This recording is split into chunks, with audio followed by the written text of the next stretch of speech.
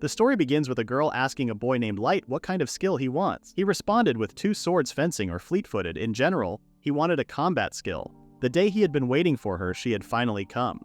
Light was dreaming of being an adventurer, and now it was the day his skill would grant. Light then asked Lena, the girl, what skills she wanted, and she said that it would be nice if she could get the same skill as his. She was Light's childhood sweetheart, so all she wanted was to be with him. Lena reminded him that if they wanted to know what skills they were going to be granted, they must wait, which was stressful for Light. However, when it was their turn, Light stated that they were going to become the strongest adventurers. He hoped that after that, the glorious life of the adventurer Light would begin.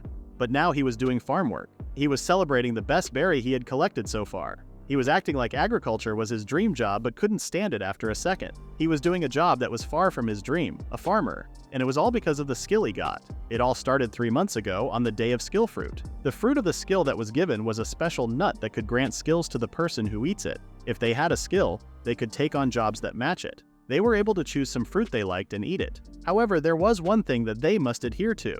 A person could only get the skill fruit once in a lifetime. If they eat it for the second time, they would be poisoned and would die. They were shocked to hear this information. The saints explained that from time immemorial, there had been countless people who got a skill they didn't like, ate the fruit for the second time to change it, and they all died. Light already knew about this. For those who wanted to become adventurers, it was common sense. He wouldn't even be able to stand at the starting line if he didn't get combat skills. All of today's adventurers were holders of absurdly strong skills, and Light wanted to be like that too. Saint then mentioned that as long as they don't eat for the second time, there shouldn't be a problem. The first one to eat the fruit was Lena. Saint also used her appraisal at the same time. To back her up, Light told her to eat the fruit and be confident. Lena chose her fruit and took a bite. Her body suddenly started to get hot, and Saint was shocked. Lena's kill was the skill of Sword Saint. Saint told her that she was the chosen one, and she had always been looking forward to an adventurer like her. While everyone was congratulating her, she turned to Light and hoped he would get combat skills. Light confidently went to the table and picked a fruit. He ate the fruit without any hesitation and felt his body getting hotter. However, his skill was Nutmaster. Light didn't know what kind of skill it was, so he asked if it was a skill that had combat effects, but unfortunately it wasn't. Saint explained that it was a nut-related skill and could increase the yield of crops and reduce growing time and things. It was a skill that was classified outside of combat, but it would be great if he wanted to become a farmer. Light was devastated. All he wanted was to become an adventurer, and he begged the saints to let him try again. Lena tried to cheer him up by saying she would also become a farmer, and they would create a big farm together. However, Siante immediately objected to her, asking what nonsense she was talking about. The one who owns this Sword Saint skill is a talent that only happens once in 10 years. For this country, she must become an adventurer. If she does, she could earn 1,000 times more money than a farmer, and have a rich life without lack of anything. After her words, Light felt the distance between him and Lena in his bones. Saint had told her to follow her to report back to the Adventurers Guild. Then she would be transferred to live in the Saint's capital. She grabbed her arm and started to drag her while Light was still on his knees. Light wanted to say something before she left, so he told her to do it for his dream too. Lena teared up, and before she left him, she screamed that she was going to wait for him. Now it had been 3 months, and since then he had been harvesting fruit trees in exchange for money, and this was all he could do. He was being happy to see his berries being so juicy. He was using his skills to grow them faster. He knew he was perfect for this job, but on the inside he still wanted to be an adventurer. When today's harvest was done, it was time to go sell them. After a while he sold everything. He harvested, but it wasn't enough. He wished that his skill could be used with other vegetables, but it could only be used with nuts, which was useless. A newspaper slammed his face, and when he looked at what was written, he was Lena, the fastest S-ranked adventurer in history. He compared himself to her and felt bad. Everyone in the town was talking about Lena and how successful she was. They asked Light if he was proud of his best friend, and he politely stated how good she had been doing, while feeling like she was going further and further away from him. He then went to the forest and started practicing his combat skills, even though he had none. He was planning to catch up with Lena even with no skill. He decided that if he could cut this stump in half, he would quit being a farmer and become an adventurer. He hit the stump with all his might, but it did not affect it. He let himself on the ground, thinking about Lena. While he was lying down, Isley came and brought him water. He recently adopted this girl. He was forced by the village chief to raise this girl, and it seemed like the situation was quite complicated. Now the two of them share the work and the housework, and somehow they get along. Light felt bad for not bringing anything for her to eat, but Isley was grateful for him anyway. She had zero complaints about the way they lived, and this was making him emotional. Ilse let him know that she had already prepared the dinner. She thought Light was very busy, so she cooked casserole. They went home and started to eat. Islay asked how the harvest was today, and he said it had been much better lately, especially the skill fruit. He explained that in addition to fruit trees, he had also focused on growing skill fruits. He was planning to sell them to the saint, and the orders to save money to buy a good sword. He then warned her that the skill fruits were in the crates over there and she wasn't allowed to eat them. Islay was surprised because she had already used some of them to cook a casserole. Light was flabbergasted. He recalled what the saint told them, and started to feel the same feeling as 3 months ago. He didn't want to die in a situation like this where he hadn't even become an adventurer yet. He felt so guilty for Islay as he didn't tell her about the skill fruit, and at this rate he would have to take the blame for murder. He told her that she wasn't at fault at all. Islay was so confused. Light also noticed that he wasn't dead. He felt like something was popping into his head, and it was the Sword Saint skill. He was shocked and confused because it was supposed to be Nutmaster, not Sword Saint. And also, how come he wasn't dead yet? He wondered if Saint lied to them, but there was no reason for her to lie. Also, he had heard stories of people dying from skill fruit poisons from everyone in the village. He wondered if he was the only exception but didn't know the reason. Islay's head started to hurt, so he focused on her. She said that ever since then her body had been heating up and now all her head hurts. Suddenly, Islay looked at Light and said that his Nutmaster skill could disable any kind of poison. Light wondered how she knew that. She said that when she looked at his face, those words popped into his head. However, she had one more skill, which was Sword Saint. She said that when holding a sword in hand, the attack power would be greatly increased, and the resistance to magic would be increased. The mark on her face could be that Islay had obtained appraisal skills. If so, he had something in his mind and told her that he was going out for a bit. He wanted to confirm what was this hot feeling. If the skill was real, he would be able to cut it in half now. He focused on his power and sliced the stump into 2 pieces without any resistance. This was the skill of the Sword Saint. Light could be the only one in the world to own 2 skills at the same time. After confirming that he had the Sword Saint power, he told Islay that they would start the journey tomorrow. When she asked where they were going, he told her that they were going to defeat magic beasts. At the Holy Land Lanadine, Islay wanted to eat pizza as it was her first time seeing it, but Light didn't want to look around. They went to the Adventurers Guild, and it was so crowded. Light always dreamt about the day when he could finally be in this place. There were so many orders to catch magic beasts, they could be rewarded for completing those orders and then they would be able to buy more things. But he didn't come here for the money. He had this strange skill that he acquired just yesterday, and he wanted to see how useful this skill could be in a real-life battle. He wanted to figure out if he could properly team up with the other adventurers there. And if possible, he wanted to be with Lena again. He then noticed that Islay was not standing still, so he told her to sit and wait for a bit because she must be tired from walking so far. Last night, they both felt exhausted due to the side effects of the new skills. Light also felt a little tired, but right now he only wanted to get the quest. He told Islay that he was going to the reception and left her in the bank. Islay looked at the people around her and everyone seemed so strong and each of them had a skill. But among the people here, Light was the only person who possessed 2 skills. With appraisal skill, she wanted to gather useful information for Light, so he looked at the other adventurers. There were lots of skills such as taijutsu, fire attribute, seduce and breakthrough. She then heard Light's voice scolding someone. He was looking at the big guys asking them if they were the ones who hit him. The guy who bumped into him said that he must have sensed him and dodged it himself. He then recognized Light and called him Nutmaster. Light didn't expect this kind of people to still exist and ignored him. Being ignored by a nutseller made him pretty mad and he was about to hit Light. However, Light easily dodged his attack. They were shocked that he could block Jen's attack. Light also noticed that the reaction speed also increased when he gripped the sword. Jen's friends told him that there was no point in fighting with this guy and told him to hurry up to launch the epic first quest. Light also told Islay that everything was good now. He was holding the quest they got. In the next scene, we see Light in the Plains Arca. The area was a pit stop. He looked around for magic beasts to come out and warned Islay to not leave his sight. Suddenly a monster came and Islay informed him. It was a big slime. Islay used her appraisal skill and told Light that the slime seemed to be superior to the others in defense. The slime noticed him. Attacking would be his best form of defense, so he counted on Sword Saint. He defeated the slime without any struggle and was pretty happy that he felt no weight of this sword at all. He had figured that the key point was in power adjustment. He told Islay that if they cut a part of the slime to bring it back, the guild would exchange it for money, but Islay felt pitiful to cut it to bring it back. But she forgot about it after he told her that this was worth 10 pizzas. Even if it was the lowest rank, 300 gold was a big amount for them. So he told her to let him know whenever she wanted to eat something. While they were talking, someone yelled at Light. When they looked at the hill, they saw Jen being furious about not being able to finish the first quest, and they were fighting with a giant orc. He knew that running into Light wasn't good luck for him. They started to run away when Light called them asking if they were all right. They were surprised to see him over the hill and they started to run towards them. Light then noticed the magic beast chasing them. Islay knew that Orc should not be here. Before they ran away, Jen wished good luck to Light and they disappeared. Orc's target was now on the Light. This terrain had nowhere for Light to hide, so the only way was to fight. On the other hand, if they beat this guy, that would be the best start for an adventurer. Aerie told him to be careful and reminded him that Sword Saint skill does not increase the body's defense. If he can't dodge Orc's one single attack, he is going to be dead in a second.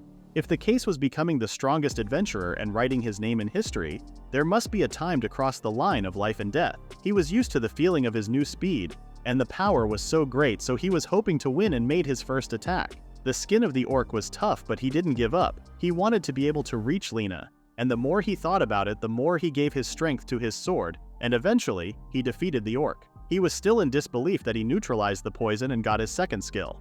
Islay came and asked if he was okay, and he confirmed her. Jen and his group members were shocked to see him defeating the Orc all by himself. In the Adventurers Guild, the receptionist woman was also sharing their emotions. Light showed her the Orc's horn as proof, and asked if they could take the money. Jen's team members confirmed that he defeated the Orc and called him their savior. The other people at the guild were so surprised and started praising Light. Light wasn't used to getting recognition from talented people and got the courage to believe in himself. Suddenly, the atmosphere changed a lot and the guild had a big silence. When he asked what was happening, the man explained that the S-rank group had returned. Light immediately went to the front with the hope of seeing her. He couldn't believe his eyes when he saw her. The S-rank group contained 4 members. Their leader was Flash Grouse. The big guys were Strong Arm Eric and Fiery Fire Salim. Last but not least, our Sword Saint Lena. The adventurers were amazed by her beauty. However, Lena was giving them the most possible hostile look. Islay also seemed amazed by her. Light finally reached the front lines and called her name. Grouse asked Lena if she knew him, but Lena looked at the Light and told him that she didn't know him. Light was speechless. Islay eventually had to drag him to the pizza shop to eat pizza. While she was eating her delicious pizza, Light was motionless. Islay told him that if he kept being moody like that, she would eat it all. So he started eating so fast, which led him to accidentally drown. Someone brought water to him. When he looked, it was Lena, but before he could react, she shushed him. Lena wondered who this little cute girl was and why she was with Light, but didn't bother to ask at that moment. Light once again asked her why she was there. Lena told him to be quiet and asked him what he was doing there. Light explained that he and Islay came to be adventurers and asked her why she pretended not to know him. Lena explained that he couldn't tell him the reason behind this, and then realized what he said about the reason why they were there. Light explained that he had acquired a skill that could use swords, and it was a long story. Lena was just happy that his dream finally came true. Light then wanted to know more about her team as he was amazed. However, Lena didn't find it amazing, and said that it was just that Saint paired her with the people already there at the time. Although they won many times, the atmosphere wasn't excellent, and Lena wanted Light to not get involved with her group at all. Light thought Sacred was an elite party, but apparently it wasn't. 2 months ago, in their first mission, their leader Grouse told Salim to weaken the serpent with fire. Salim listened to his order. Lena noticed that fire was being blown toward the farm and informed her leader, but Grouse couldn't care less about the farmers. Lena felt so guilty and went to the people who lost their place and apologized. Grouse smiled and stated that vegetables can be replanted, but if she let that thing run wild, it would attack humans sooner or later. After the mission was over, Lena went to the Saint and told her that this was completely unacceptable. However, just like Grouse, the Saint also didn't see any problem. She said that the history books would only record that the elite party Sacred subjugated the serpent beast. Recalling that memory from 2 months ago wasn't good for Lena. Light asked if she was okay and stated that he didn't understand totally, but if the group was not that good, she could join them. Lena looked at them for a second but refused with a weak voice, but Light noticed that she was crying. Lena stood up and excused herself and left without saying anything. Light was concerned about her. At the Adventurer Guild, Light and Islay got their reward for defeating the Orc, which was 10,000 gold. Islay had already started to count the pizzas she was going to eat. She then asked if Light was happy. He was happy but was still concerned about Lena's expression. If so, Islay figured that he could ask Groud, who was sitting there with beautiful ladies. The ladies wished to be on his team too and were begging him to tell them stories about subjugating magic beasts. He gladly started to talk about today's mission. He said that while Salim stopped the evil grizzly's movement, his sword thrust into him. The receptionist woman came and informed him that the heat of the fire drained the reservoir and there were a lot of complaints from the people to the guild. While she was explaining the previous problems, Grouse told her to forget the claims because they had already done the main job, which was to save them. He defended himself by saying no matter how excellent they were, they could not avoid small losses. Light came and told him to free Lena immediately. He He said that she couldn't forgive such actions, and she heard everything from her today. While Grouse was making fun of him, the two guardians came and held his arms so that he couldn't do anything to him. After they kicked him out, the guardians warned him not to think of himself as having a chance against Grouse, because if he got angry, he wouldn't be there ever again. On the street, Light told Islay that they could not eat pizza anymore. At the Adventurers Guild's Sacred Lounge, Eric asked what they were thinking about his sword. Grouse told him to use it to her heart's content as it was from Saint. Meanwhile, Lena was thinking about Light's offer. She called Grouse and stated that she wanted to withdraw from Sacred. Salim and Eric seemed surprised. Salim asked the reason because they were the strongest team. Lena said that she didn't want to do this anymore, and that she was going to become the adventurer that was true to her heart. Grouse's attitude changed and he took out his sword, asking Lena if she dared to go against him. Lena was about to take out her sword too, but he told her that it was no use. Even when she had sword saint skills, she couldn't touch him. He then slapped her in the face and told her that glory goes hand in hand with pain. It was her patience and sacrifice that would bring happiness to many people. He then kneeled to hold Lena as if he wasn't the one who had just hit her. He made his creepy egoist guy smile and stated that they would save the world until they fell in love. In the next scene, they were going on their next quest, and all Lena could think about was if she endured, someone would surely be saved. Suddenly, they saw Light and Islay in front of them. When Grouse asked what he wanted, Light stated that he had come to take back his comrade. He then turned to Lena, asking to go to subjugate magic beasts. Islay added that since they were both newcomers, having her join would make them feel better. Lena tried to refuse once again, but Light didn't give up on her. However, she said it was too late as she was already a part of the Sacred. Grouse approved her and they were about to go, but Light stopped him and asked to have a battle. If he wins, he must let Lena leave. Grouse was about to refuse his duel offer, but when Light asked if he was afraid of losing, he decided that it was the right time to deter him. They introduced themselves, and then Grouse told him that he had to bet something corresponding. He said that if he won, Light would be banished from the Adventurers Guild forever, and never step into the Imperial capital again. Light accepted the conditions without thinking. Lena tried to stop him and explained that swords can't win against Grouse. Islay informed Light that Grouse's skill was Flash, a skill that closes the distance between the opponent in an instant so a careless approach would be cut off. Light didn't want anything to be unfair, so he told his own skills. But Grouse obviously didn't believe that he had two skills and made the first attack. The Light couldn't even see his movements, and the strike was so strong that he was barely holding up. Grouse closed the distance between them in a split second, and he had no inaccurate strikes. Grouse was so fast and strong that all he could do was defend himself. The pressure was completely different from the orc he had defeated. He had to hit him at all costs. So he started running, but when their swords crashed, Light's sword broke in half. Grouse told Lena that if she promised to serve him forever, he would let him go. The people were concerned about Grouse's real personality. Light told Lena that he was going to win, and she should trust him. Lena took his word and screamed that he wanted to go with Light. Light gained back his confidence and stood up against Grouse once again. Grouse was angrier than ever. Light borrowed a man's broom, which wasn't what everyone expected. Grouse was furious that he was underestimating him.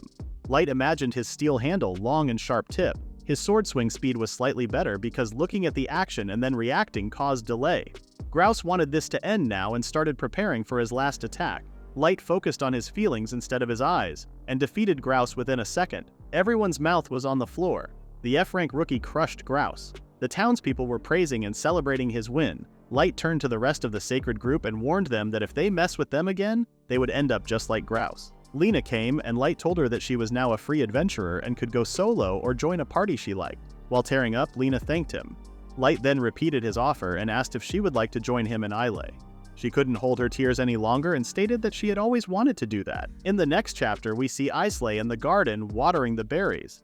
It was a week after the battle with Grouse, and they continued to do their job, taking care of the fruits. The house at the back where they were staying was definitely bigger. Lena came and brought them the breakfast. Currently, they were living in Lena's house and making this place an activity site at the Imperial capital because there was a spare room. Lena asked how his wounds were, and he said that he was completely recovered and that from now on he would accompany Lena.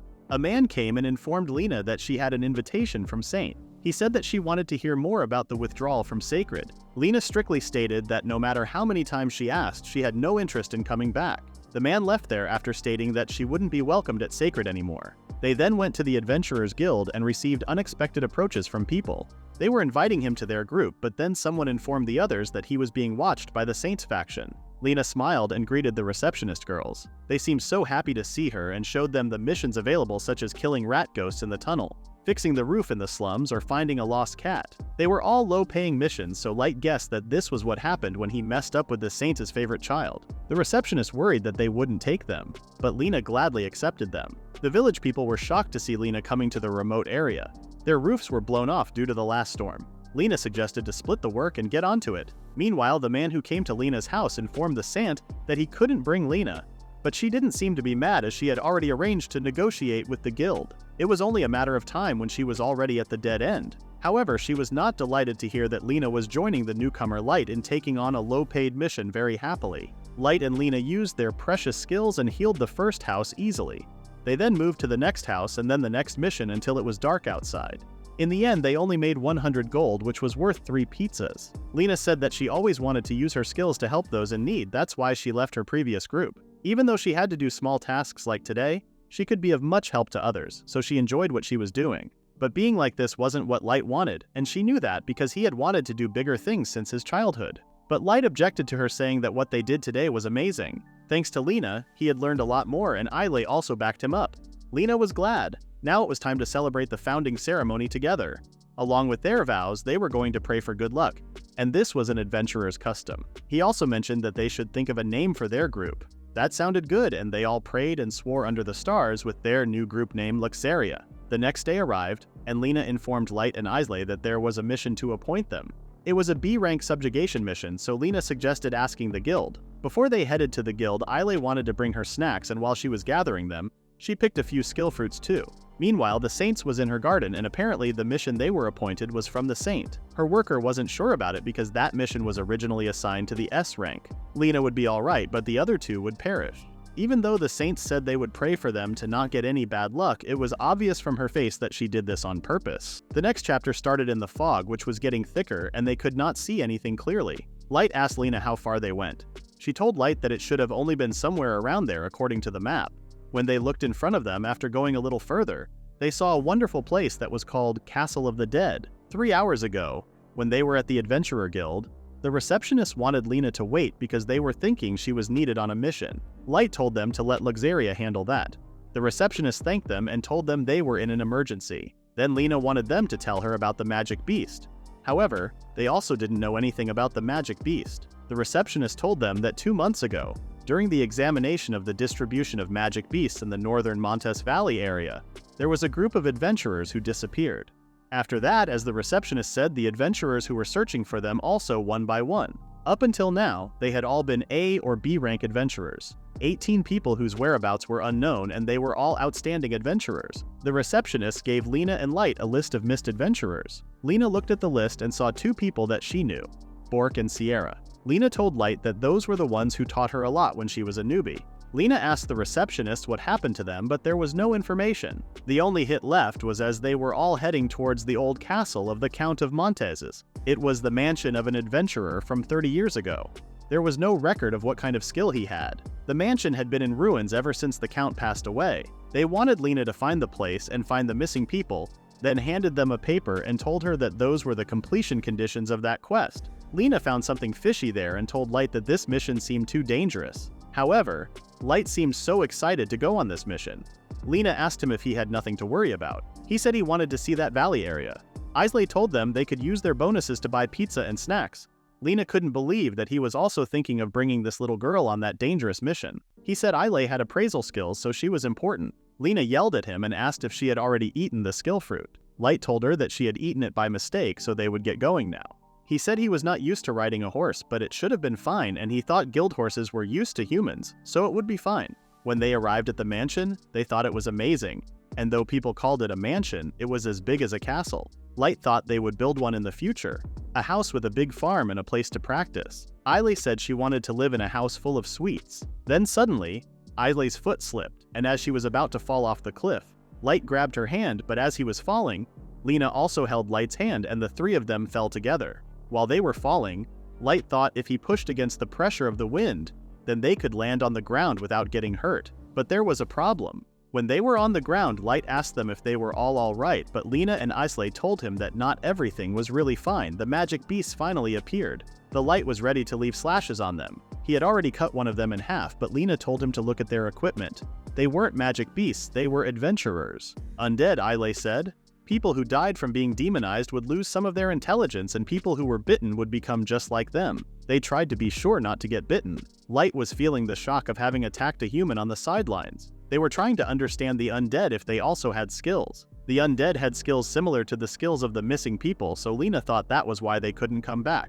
One of the undead was approaching Light from the side, but Lena warned him, and Lena knocked him out with a single sword blow. This meant that they had to defeat these adventurers. The one that Lena defeated said finally he got to let go and seemed happy to be defeated.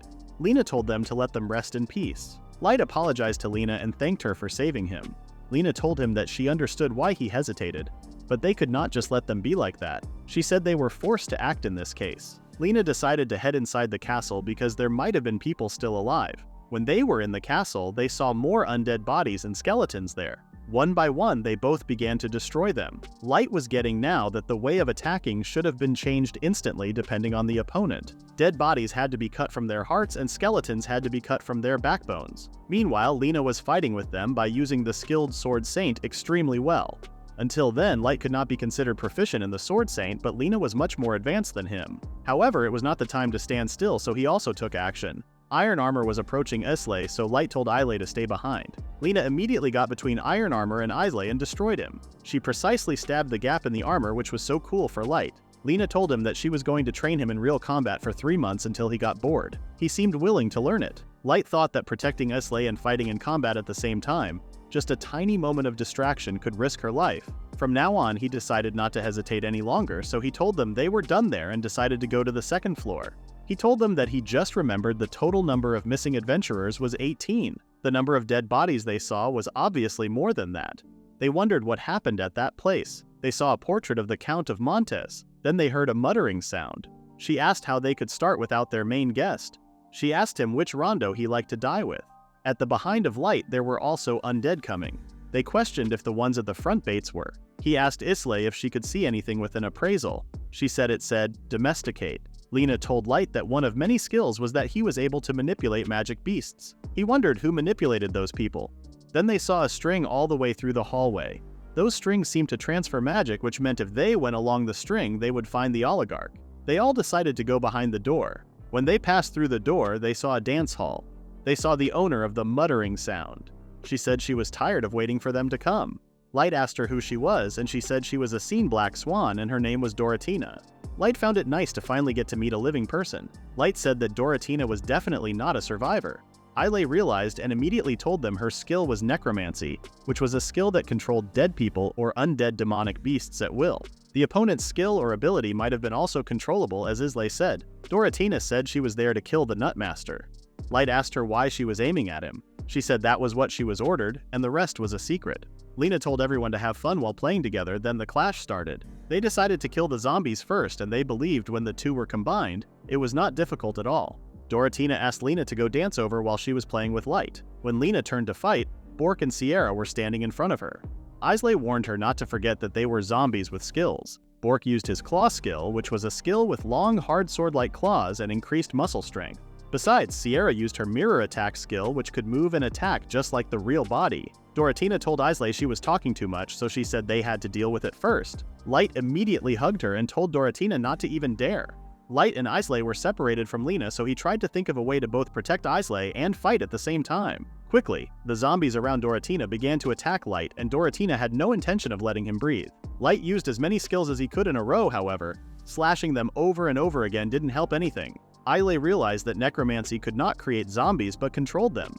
However, in that case, she couldn't understand where that unbelievable amount of zombies came from, because the castle had been empty for a long time, unlike places where there were many dead people like graveyards or battlefields. Therefore, Islay decided to find it out. Doratina said Islay's guessing was better than she thought, so she ordered zombies to get out of the game. Light yelled at her and asked if she was aiming at a kid like a coward. She said that the party didn't have that kind of etiquette. Light was just standing next to Islay, trying to kill the zombies that approached her.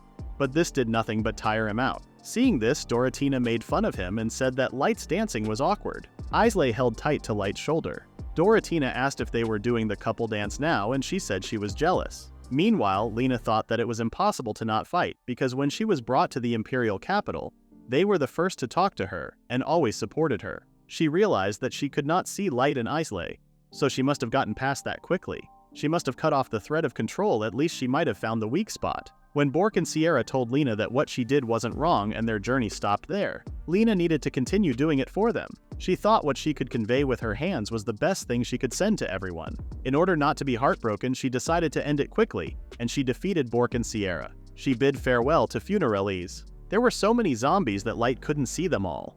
Light and Islay needed to get to a position where Islay could get a better view, so he jumped so hard that he grabbed onto the chandelier on the ceiling, which worked enough for now. Light grumbled about his shoulder, but Islay told him that she wasn't that heavy, although she ate a lot of junk food. Light interrupted her and just wanted her to continue doing her job. She pointed at a zombie who used the skill summon. When Light looked at him, he realized that he was the Count of Montes being turned into a zombie. Doratina was afraid that her plan was about to be revealed. Then Light saw something very gigantic and asked Islay what it was. She said it looked like death, and it was the Soul Reaper, which was an extremely dangerous magic beast that could turn a living person into a zombie. The slimy liquid from that scythe could turn anyone into a zombie. However, it wasn't looking at Light and Islay, so they wondered what he was looking at. When they looked the same way, they saw a living person who hadn't been turned into a zombie yet. It didn't last long, but he was a survivor. Islay told Light that the Soul Reaper and the zombie that had just been turned into were both being manipulated by necromancy from Doratina.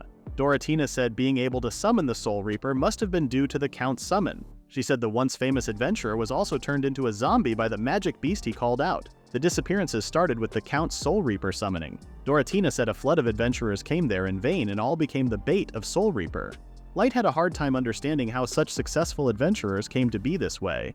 But Doratina said he didn't understand anything about that world because he only saw the bright side of it. Doratina asked Light if he knew about taboo skills. She said it was like people would hate anyone because they obtained those skills. She said the Count's summon was also one of them, and initially, obtaining a very strong skill, many people praised him as a hero, but asked him what if a magic beast like that appeared in town one day. She continued, what if their hero suddenly changed his temper and used that disgustingly overwhelming power to target them? Gradually, she said, they were riddled with fear. Both the people and the government gradually lost their trust in him, and in the end, the Count was branded as suspicious of rebellion. Light had a hard time believing what she told and said so that was why he ran away to that gloomy land. Doratina approved that and said furthermore, in order to kill the Count, many assassins were constantly being sent. The most recent one was a group meeting as a survey of the distribution of magic beasts, but it was actually the Purge army sent in. Perhaps to repel such intruders, the Count summoned something like this. Doratina said he ended up thinking, even if he died, he must have dragged them all along.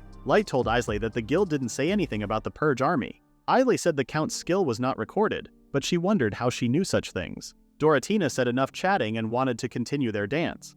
She said being sent to this place felt like a dream because the worst case scenario was the best stage. She said if using necromancy controlled the summon holder, the amount of marionettes she could play with was limitless. It was hard to defeat them all in order since they were separated from Lena, so they needed to choose who they would defeat first. Starting from Soul Reaper with just one hit could lose their life. The Count could summon many strong enemies or attack the one who controlled the two, Doratina. The Soul Reaper's sight was so far so they could barely stand it. Light thought they could not keep dodging like that every single time. He wanted Islay to find any strategies and wanted her to start from Soul Reaper. She said maybe the inner core of its throat was the weak point. However, Doratina told them not to even dare because she was adding more marionettes. Light seemed very convinced to kill it.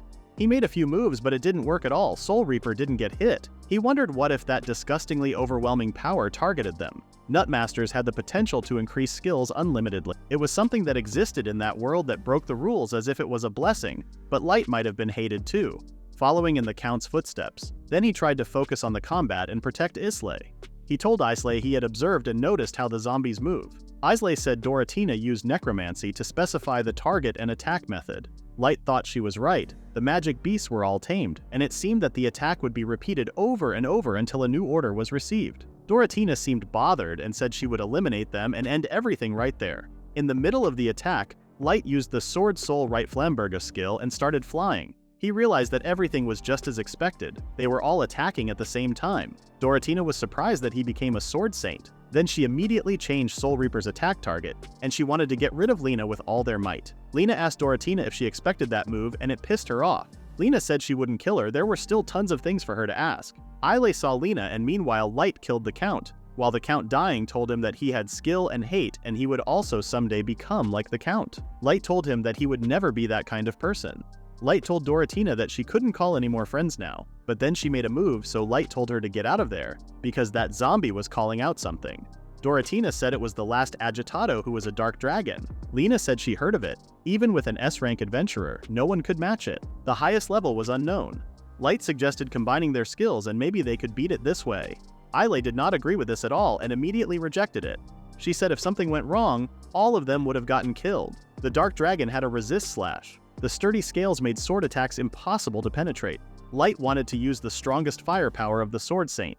He used the sword Soul Ritianaki, but it didn't work. His sword was in pieces. Islay said she already told him. Light asked Lena what to do now. He said they would end them if they went back. Lena said that even if there was no way to win, at least let the two of them escape. The only choice they had left was to fight them directly. Islay said she had an idea and gave it to the Nutmaster. Light said now he understood the assignment. To go big or go home. Doratina summoned the dark dragon, a beast that even she couldn't control. A man with a mask came and grabbed Doratina and left them with the dragon. Islay confused Light and Lena by taking out her skill fruit. Islay explained that she thought they might need it, so she brought one with her, and it was better than fighting the dark dragon like this forever. While she was talking, the dragon made an attack and they barely ran away from it. Light also acknowledged that this was the only way. However, Lena couldn't even believe he was seriously considering doing that. Light said that the poison in the fruit does not have any effect on him, and he could for sure eat as many fruits as he wanted. Lena objected, saying that he didn't even know if it would be a good skill, and there was a possibility to obtain the skill that removes the Sword Saint skill.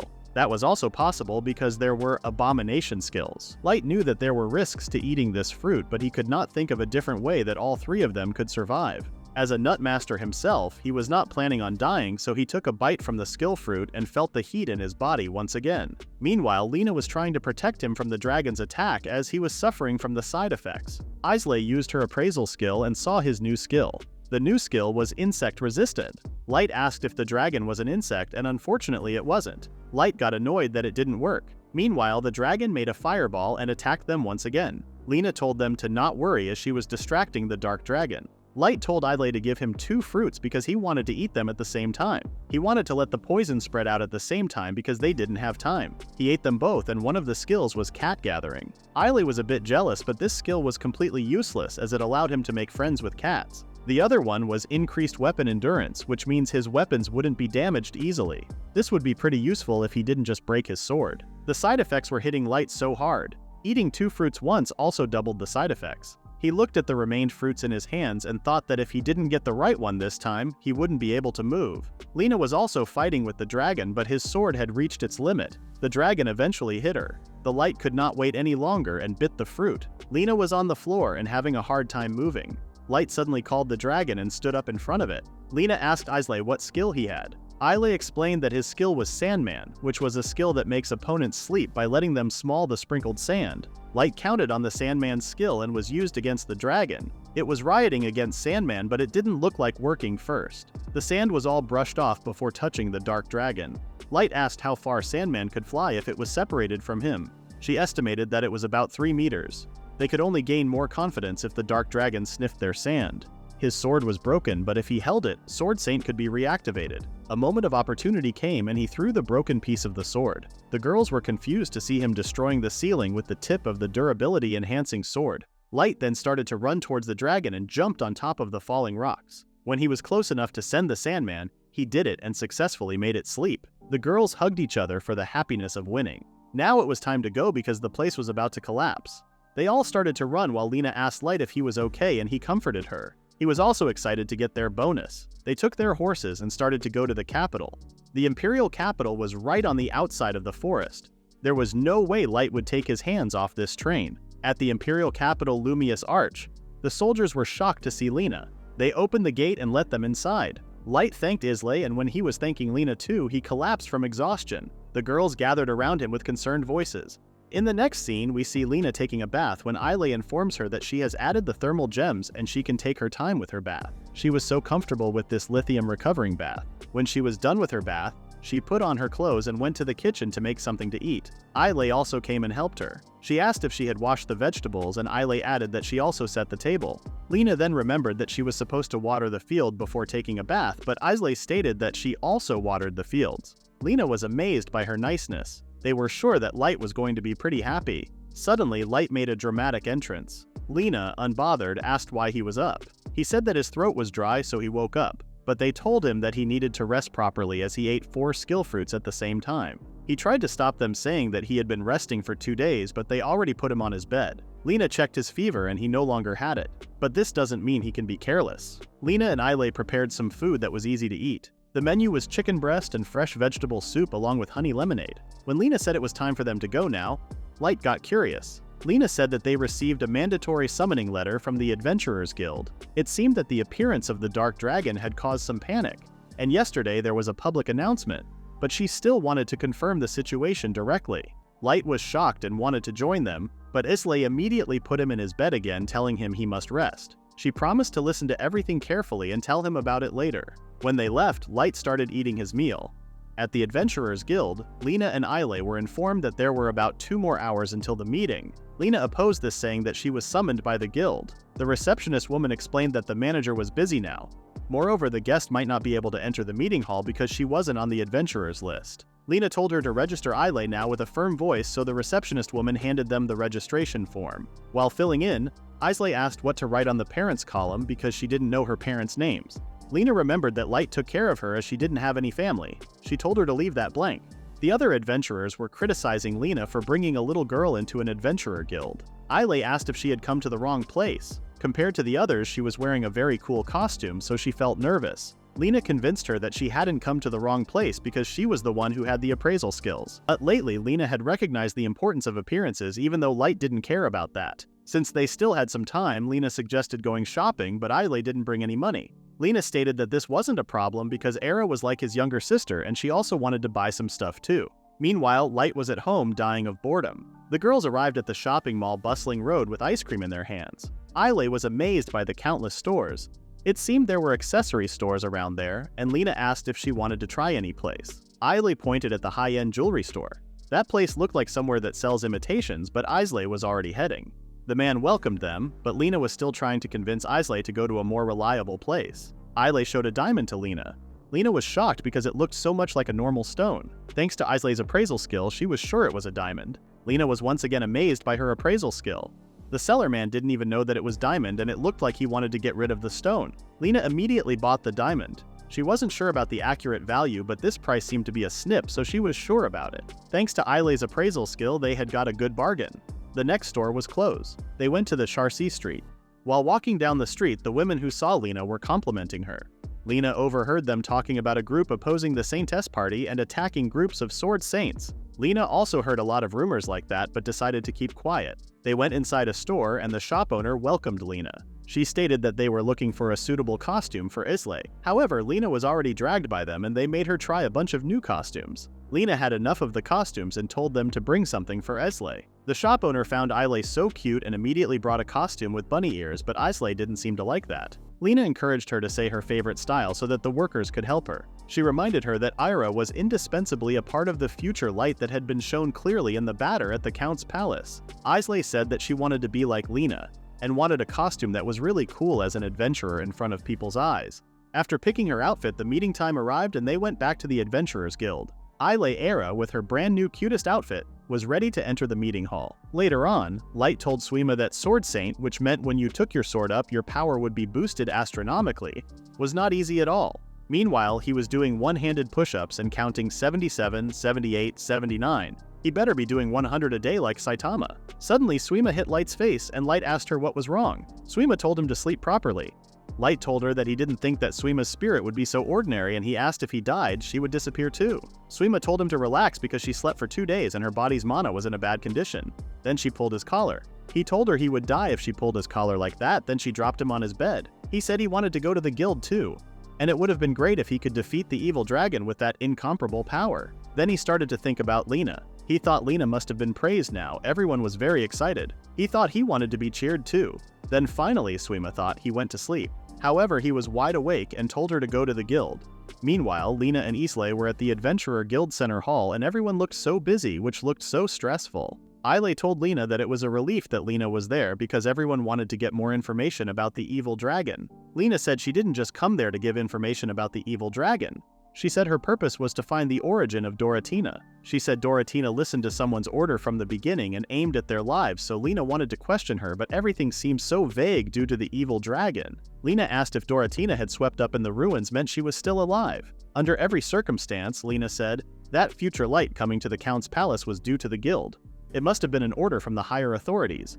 Lena said if he showed up, she would release Dark Attack. Doraa. That reaction was worth seeing. Before entering the meeting hall, Lena and Islay needed to hand over their weapons, so Lena thought she could not rely on her sword. It was better for her to just stand around. When they entered the meeting hall, they found the hall very large. The guild's main area consisted of 4 different departments: the investigation department, the security department, the finance department, inspection department. Member from Department 4, Lena Floria Sama from Future Light, had arrived, someone said. Islay told Lena that there were 4 main parts of the Adventurer Guild, and their guild was the largest in the Holy Land. It was operated following the 4-department organizational structure. The leader of every department was all gathered at that meeting. Islay told Lena that she could say that the meeting gathered all of the great talents of the guild. The investigation department is responsible for the ecology, as well as topographical survey and distribution of monsters. The head of this department is Hanabushi. The security department is responsible for maintaining order in the surrounding area and inside the holy capital. The head of this department is Tora Hyge, who wants to clean the evil dragon up with just one hand. The finance department manages and deals with financial demand. The head of this department is Hakamori, who loves talking with numbers and giving orders. And finally, the inspection department is responsible for managing the guild and classifying the rank of adventurers. The head of the department is Saintess. Lena was surprised to see Saintess and said that she had not seen her for a long time. Islay didn't know who Saintess was. Lena told her that Saintess was the best in the inspection department and that the general inspection department could keep an eye on all departments and handle them. Lena said it was the place that had the highest authority in the guild. She said if there had been the appearance of a sword saint, things would not have been like that. Lena told Islay that honestly she didn't want to see her, but she still wanted to see that reaction. Islay asked Lena if she knew what exact skill she had. However, the Saintess interrupted them and asked Lena to talk to them about the evil dragon because they were all busy. Lena said first she had something to ask, then said they were attacked by a girl called Doraa by a dark attack at the Count's palace. She said Doraa used the soul manipulating skill to control the undead. Count Montes, the owner of the palace, she said, was the one who summoned the evil dragon. About Doraa and the evil dragon, she asked if they had any information. Lena said she had met those who had many skills, but in this situation she had no idea. Tora, head of the security department, said they should have researched the one that summoned the evil dragon. Hana, the head of the investigation department, said if she used her skills to search in the library, they might have found something. Haka, the head of the finance department, said revealing personal profiles needed agreement from 4 heads, so if Hana revealed it herself, she had to pay the fines. Saintess said no matter what now, the thing that they wanted to know the most was the location of the evil dragon. Someone in the meeting hall stood with a thick book in his hand and asked for the right to speak from the investigation department. Then he read that there was a precedent that there were 5 villages destroyed when the evil dragon appeared more than 10 years ago in Mishrea. He said the most urgent problem now was to confirm the location of the evil dragon as fast as possible. Although they had sent scout birds to the Count's palace, he continued, the silhouette of the evil dragon wasn't found. Islay said he had woken up from sleep because of light. Hana said if the scout birds could find out something from the evil dragon, she could detect its location immediately. She just needed a small part of the evil dragon so she could follow its trail. Lena put a piece of long shell on the table and told them they could have a look at that. The Saintess asked what that black thing was. Lena asked Islay if she could figure out what that thing was by using her appraisal skills. Islay found out that the thing was recorded as the evil dragon scale. Lena said she picked that thing up before running out of there. Hana said they could find the location of the evil dragon. Before giving the evil dragon scale, Lena said she had a condition. Hana said she didn't think such an important thing would be given for free no matter how much she would pay for that. Then she turned to the head of the finance department and he asked how much it was worth. Lena said she didn't need money and wanted them to let her know all the information about Doraa. Authorities at the meeting hall objected to that because they said that was a direct appeal to the heads, and even though she was a sword saint, that was still impolite. However, Hana said no matter what, she still wanted to know, so she said they would make a special case and their highest priority was the evil dragon. Tora said publicizing this would not have any effect. Besides, Haka said even though it was indirect if Doraa was the one that summoned the evil dragon, she must be involved in that. Saintess also agreed that but, she said, being allowed didn't mean that she could find the information that she wanted. Lena said it didn't matter, so Hana decided to search it for her. Hana was looking through the library for any information stored in books. Then she found it. She started to read, and it was written that 12 years ago in the West there was a village called Ashena. There a young girl called Doratina Belbelli was given a skill fruit. The skill that she obtained was soul manipulation. The one who appraised her skill back then was the Saintess. Lena believed that Saintess knew Doratina and asked her if it was that so. The Saintess said unfortunately every year she gave skill fruits to 100 people so she wouldn't be able to remember an event from 12 years ago. Lena said if it was like that there would be no document to find. She said at least she had some clues on Doratina Belbelli and Ashena village. That was enough to make that deal worthwhile. The saint thanked Lena for providing an important clue. She said however that today was the day that Luxaria was removed from the list. Lena asked her why they cancelled the registration. The Saintess said there was a letter from the leader of Sword Saint Grouse. She said Light Underwood used force to make Lena leave unjustly. Then Light appeared, and he said he was there to receive their compliments. Everyone seemed surprised to see Light. The Saintess said that it seemed that the leader had come, but Light questioned why the atmosphere was so different from what he imagined. The Saintess told him that their team had violated the guild's terms. Therefore, she said, their team's registration had been cancelled. That was a mandatory cancellation. Light asked them how they could decide that. Isley said that the inspection department had the right to allow or dissolve a team.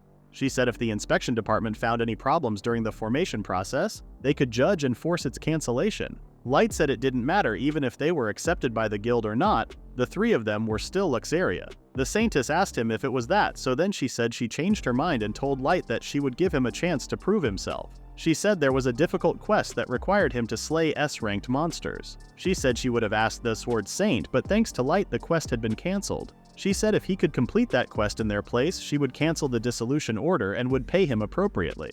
Lena asked how it could be so easy and Sintis said she was touched by his seriousness. Then she asked Sight if he would accept. Everyone in the room was talking. She was being kind-hearted, just as expected from the Saintess. But they questioned whether it made sense to give a newbie an S-rank quest. Lena wanted Light to think carefully because there must have been some conspiracy. Light thought if he succeeded, he would be paid as well as increase his rating, so he accepted it. He said he would write his name on the adventurer list, so he wanted them to just wait and see. The Saintess said it was an excellent answer. Lena told Light that it was a trap. He said he made up his mind that he would write his name in history. He said those who stand in his way would have to fight for their lives. However, he said he already had the best companions. The Saintess said if that was so, they wished them good luck. At the beginning of the next chapter, Luxaria is at the Adventurers Guild Center Hall to talk about detailed information about the S-rank mission. The mission target was Jabberwock.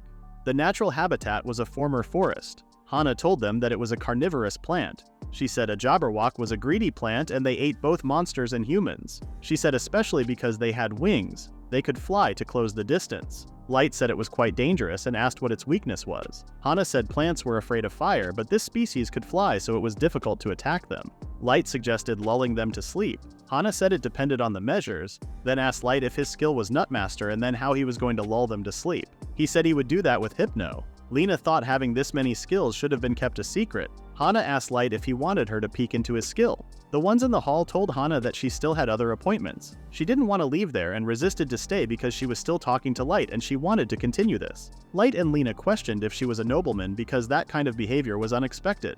Doraa Haige got up from his seat and walked out the door. He was complaining that sitting for so long had shaped his butt into a square. He ordered everyone to join the practice. Light was surprised that if he looked closely, that old man, the Void Master Doraa Haige, was a celebrity. Light said he had been an adventurer since before Light was born. Now he was a famous adventurer in the guild. Then suddenly Doraa called Light and told him that he was a man of metal. He giggled and told him that was all he had got. He said he believed Light could do it. Light thought Doraa Haige was really nice. Doraa told him not to just talk but also prove it to him. Light was ready to do so. Then Saintess walked out of the door and Lena told Light when he had accepted the order. You couldn't take it back anymore, but the Saintess must have been aiming for something so they had to be careful. Isley said that was what she thought too. She said she tried to appraise the Saintess's skill but she really couldn't see anything. Light asked if her skill was strong enough. Isley said it was not that. She had successfully appraised the evil dragon's scale and library looking through. Lena asked if the Saintess could block the appraisal skill. Then she wondered if that was so. Light told them it was time to focus on preparing for their adventure. However, now Haka, the head of the finance department, walked out of the door and called out to Light. He introduced himself, then guild rules stated that he was not allowed to carry weapons during the meeting. He said a penalty of 1,000 gold would be deducted from the rewards of their next adventure. Light told Islay that the sword was broken, so it should not have counted as a weapon. Lena told them it was not like that. He said the sword belonged to the guild, so they had to compensate for 5,000 gold. Light was completely shocked. Islay asked Light why it was every time he returned a sword it was always broken. He said it was 2 times. The first time was in the battle with Grouse, and the second time was in the battle with the evil dragon. Islay told him that he had broken 2 swords, and from then he couldn't borrow any more swords. Light said he needed to have his sword. Islay asked Light if he would buy ready-made weapons or order at the forge. Islay recommended ordering at the forge as his adventurer rank was raised. The only weapon in this world that was suitable for Light's skill and fighting style was when the owner possessed new skills according to Islay. She said she would go get the directions to the smiths in the city for him. Light said even though it was the holy sword, when he attacked the evil dragon, it broke too. He thought it was because he was not strong enough. Lena thought that it was because the power of the sword saint was too strong. The sword couldn't handle it. But now, Islay said, Light could use the weapon's powder boosting skill. Lena said thanks to it, the power of the holy sword could be increased and it wouldn't be easily broken anymore. Lena said her sword was ordered at the sword smithy too, and it seemed that it increased her speed when using sword saint. Light said that what he needed now was a super sharp sword, which could handle the power of a sword saint. First, Light thought he had to find a new excellent sword, and next was to defeat the evil dragon. Then he wanted to find the sword that was suitable for him together. Lena told Light that it would take a few days to forge a sword and begin their adventure. She said she wanted to visit Ashena village in the meantime. She said she would leave the preparation work to the two. Now that she had some clues about Doratina, she wanted to find out more about it as soon as possible. Lena said the attack on Doratina and the Saintess must have had some sort of connection. She wanted to find some proof of this, and she was convinced that she could do it in her way, and she definitely would protect Luxaria. Lena told Light and Islay that they wouldn't see each other for a few days, so she wanted Islay to take care of Light for her. Islay told her to leave it to her. Light said he was the one who took care of her. Lena said she would get going now. Light told her to take care of herself and be careful, and they clasped their hands and said goodbye. Then she left. At the Hulf capital craftsman's town, we see a woman being chased by a bunch of men. Meanwhile, Islay and Light were wandering in the streets. Islay noticed that there was also a food court, but Light stated that they would do this later, because he aimed to create the strongest sword. However, at the instruction center, he was shocked to hear that his request was difficult. Even though he just asked if they could introduce him to a good smithy or not, the receptionist man stated that in this craftsman's town, there were a lot of smithies that belonged to the Saintess's party. That was the reason why no one would help a person with his reputation. The rumor that Luxaria declared war against the Saintess had begun to spread. No matter what, Light still wanted to have a sword and asked him to find a place that could make it. He said that there was only one place that could do this. It was the Borst workshop in the western part of Craftsman's Town. It was the weapon workshop of Borst, a legendary smith. Thanks to his prominent forging and metal carving skills, he was supported by a lot of people. The word legendary seemed to catch Light's attention. After getting the directions, they left there. The Light was sure that Borst would make him a brilliant sword. On their way, all he could talk about was how his sword would be. While talking, the woman who was being chased by the people ran next to them, and Light did not think it was appropriate that a girl was being chased by those guys. The men were eventually cornered by them, but right before they hit her, Light held the man's fist and stated how crude that 3 big men bullying a little girl. They started to attack Light and told him to stay out of this, but he grabbed the woman and told her to stay behind him. He was sure that there wouldn't be a problem with his sword saint skill. The girl was already worried that he was going to fight with them with just one sword, and seeing his sword was broken did not help. Light attacked the first one with hilt strike and defeated. Seeing him taking a big guy like that scared the others. They tried to explain to him that they were the victims, but he didn't listen to them, so they took their injured friend and left there. The girl's name was Monica, and she liked Islay. She wanted to repay them and invited them for some tea and pancakes. Light politely refused and mentioned that they were going to a place called Borst Workshop. Monica said that that was her workshop. They were both surprised and happy. Light thought she could be an apprentice or receptionist in the workshop. Monica told them to follow her and she would lead the way. They arrived at her shop and went inside, but Light was surprised that there wasn't any other craftsmen. Monica explained that there wasn't any, and this place only had one producer, seller, and manager. She then welcomed them to Monica Borst's smithy. Monica was happy that he came here because of her reputation. Light thought the smith must be an old burly man. Monica understood that it must have been surprising to see a cute, stylish girl like her was the smith he was looking for. To express her gratitude to him for saving her life, she wanted to introduce her favorite products at favorable prices. She then showed them a frying pan full of holes. She said that if they bake the dough with this, they could make ball-shaped pancakes. She added that the mold could be taken apart so that they could use it as a normal frying pan. She named her invention Monica Pan. She said that if they bought it right now, they would also be given fish-shaped, hearth-shaped, and cat-shaped molds. However, Light stated that he would prefer one big pancake. Monica tried to convince him, but as long as he could eat it, he didn't care what shape it had. Monica was frustrated that even though it was a revolutionary product, she couldn't sell it at all. People from earlier were the same. She thought they would buy it, but they said she ripped them off and chased her everywhere. Moving on, Light was a little surprised that a smith makes frying pans too. He then saw the hoe blade and said that he was a nut farmer. Monica assumed it must take him a lot of time to harvest. Light said that it was fairly time-consuming. He could use his skill to reduce the growing time, but harvesting was totally by hand. Monica said that she had the thing he needed. To thank him, she decided to show him the manufacturing right there. This made Light pretty excited. Monica wanted his hand and started to explain the process. The material was a bar of morkite ore. It was cheap, light, and rust-resistant. She put it in the kiln to heat it. Then she smashed and forged it. Isla used her skill and read Monica's skill. It was a skill called super refining, making her able to use a hammer to smash and change the properties of metal however they wanted. Normally, forging metal means repeating the heating and smashing stage again and again, but with her skill, she just needed one strike and she could adjust the material to become harder or softer freely. But she mentioned that she can't transform one type of metal into another. Light was amazed. But super refining wasn't the only thing. She has to be able to shape the heated part. Light and Islay watched her very carefully. Monica honed it to sharpen the blade and smoothen the surface, then carved her signature onto the finished product, and the scissor with Monica's mark had been completed. As she measured earlier, the scissors fit his hand perfectly. She then brought a piece of wood and told him to cut it. Light didn't think a scissor could cut a wood, but surprisingly it did. The Light was shocked once again because he didn't even use his skill to cut it. It was all because of the sharpness of the scissors. This made him 100% sure that she was the legendary smith. He couldn't even imagine how good the sword she made would be. He grabbed her shoulders and wanted her to make a sword for her. However, to his surprise, she said that she hated things like swords, so she wouldn't do that. Light suspected that this workshop could also belong to the Saintess's party. Monica, the blacksmith, tried to explain by saying she doesn't forge swords anymore, but if he considered it, she would make it no matter how many he needed. Even if she said it like that, Light still needed a sword to deal with subjugation tasks. Monica said that when she saw him bringing a broken sword and looking for a smithy, she figured he would ask for that. But she wanted to sell those pans no matter what, so she brought him there. Light wondered how desperate she could be to sell this pan. She said that he had to buy it because she wanted to prove that even though she didn't forge swords, she was still a craftsman that everyone needed. Light was confused because he heard from the instruction center that this was a weapon workshop. Monica said that that wasn't the workshop. The workshop they were talking about was the Borst worship across the street. They were surprised to see there were two Borst workshops. Monica said that she would talk to the other workshop about forging a sword for him, but Light wanted her to make a sword. He said that with super refining and Monica's techniques, she could create a good sword. She realized that Light was not listening to her, so she grabbed his arm and told him to follow her. There were so many craftsmen working on something, and their master was a big bearded man. Light and Islay came and he said that he wanted to make a sword. He then asked Monica, who was right behind him, why she was hiding. The other craftsmen were surprised to see her. Their master did not seem very pleasant to see her. Monica said that she was looking for someone to forge a sword for Light. Light and Islay figured that the master and Monica were father and daughter. Her father's name was Ivar, and he assumed that Monica couldn't deal with the customers, so she brought them here.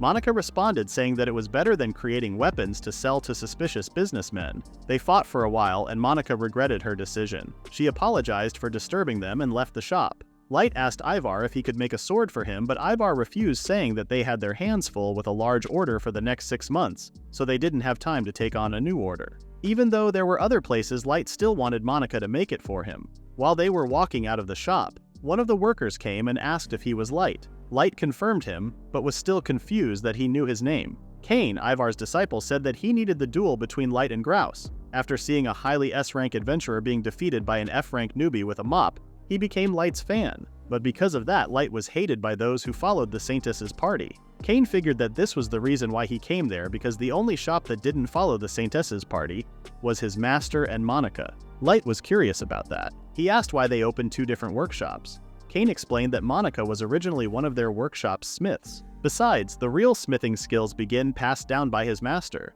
Since she received the super refining skill 3 years ago, she immediately became popular in the Holy Capital. They made a name as the legendary Smiths Borst family's father and daughter. But because of an incident half a year ago, the situation changed. Their delivery carriage was attacked by bandits in the suburbs of the Holy Capital.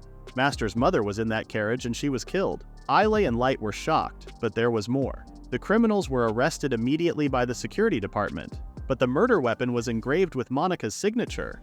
Monica, of course, had not dealt directly with those bandits. The customer who bought her sword resold it, back and forth, until it came into the hands of the bad guys. No matter what the reason was, when she knew the fact that the sword she forged had caused the fatal wound to her grandmother, Monica couldn't deal with this pain. That was the story behind her hate towards the swords. Light now understood why she couldn't make a sword, but still wondered the reason leading to the terrible relationship between her and his master, and the workshop separation. Before he could explain this to Light, someone came and thanked Cain.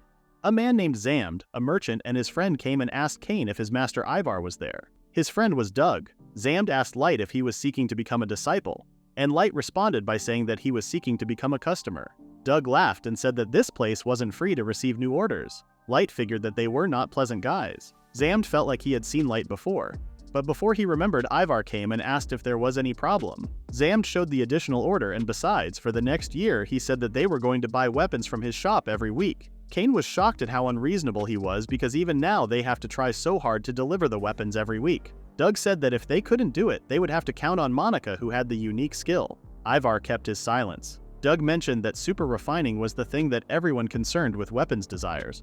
With it, they could make countless high-quality swords from low-quality materials. Light reminded them that Monica doesn't make swords anymore, but in this case, Zamd stated that he would have to use force. He said that even though he was a merchant, he wouldn't give him any mercy. According to Uzle, Zamd had thunder summoning skill.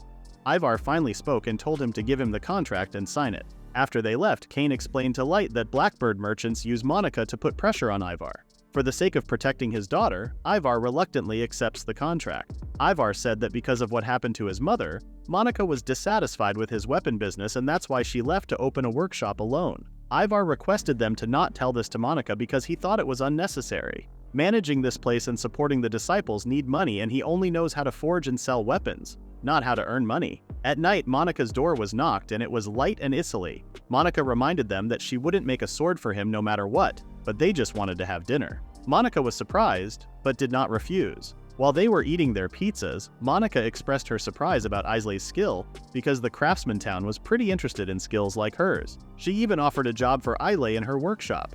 However, Islay stated that she wanted to be an adventurer with Light. Monica was envious of Light for being admired by a good girl. She then suggested ordering another pizza and told them to eat what they wanted because she was going to pay. Light wasn't sure about this because he was the one who invited her. However, Monica stated that she wanted to repay their help, but she couldn't make the thing he wanted. Even so, she was happy because it had been half a year since she had had dinner with someone. Light then became comfortable and left his politeness. In the Blackbird merchant's head office, Doug was informing Zamd that Light was the one whom the Black Swan couldn't capture, and if they could catch the prey that the special forces missed, they would achieve great fear. They hoped to increase the Blackbird merchant's and master's rank. When Monica left the pizza shop, Zamd came and asked her to spare some time for him, but before Monica refused him, he captured her. Meanwhile, Light and Islay were on their way home while talking about Monica. Light noticed that Islay was sleepy, so he offered to carry her on his back because she had been out of the house with Lena since early in the morning, joined the meeting, and then went to the craftsman's town with him. While he was carrying her, Cain came in panic and asked if he could come to their workshop. They saw a piece of paper and Monica's goggles on the door. It was written that Monica Borst was in their hand, and if they wanted to save her, Light Underwood had to go to the underground arena alone. Light was shocked at so many things. They were sure that it was the people from Blackbird Merchants, and they went too far now. That so-called underground arena was their headquarters outside the craftsman's town, and he heard that that's where their distribution warehouses and casinos were gathered. Ivar was furious and the craftsman trying to stop him. Light stated that there was no need for them to risk themselves and he would just go alone. Ivar asked if he had any solutions, and he said that there was a method they used when battling against the evil dragon. He told them to take care of Islay and left there. Meanwhile, Monica woke up and noticed that she was chained. Doug told her to be obedient and mentioned that she was just bait. He said that they wouldn't let her go no matter whether Light would come to save her or not. They were going to use her to capture Light, and they were aiming for her skill and made her make weapons for them for the rest of her life. Suddenly, someone blew up the door, and it was of course Light.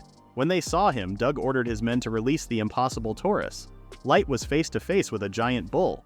Doug seemed pretty happy, and he said that Impossible Taurus was the wild beast that had killed numerous gladiators and 20 elite soldiers of the Blackbird merchants. Monica told Light to leave quickly.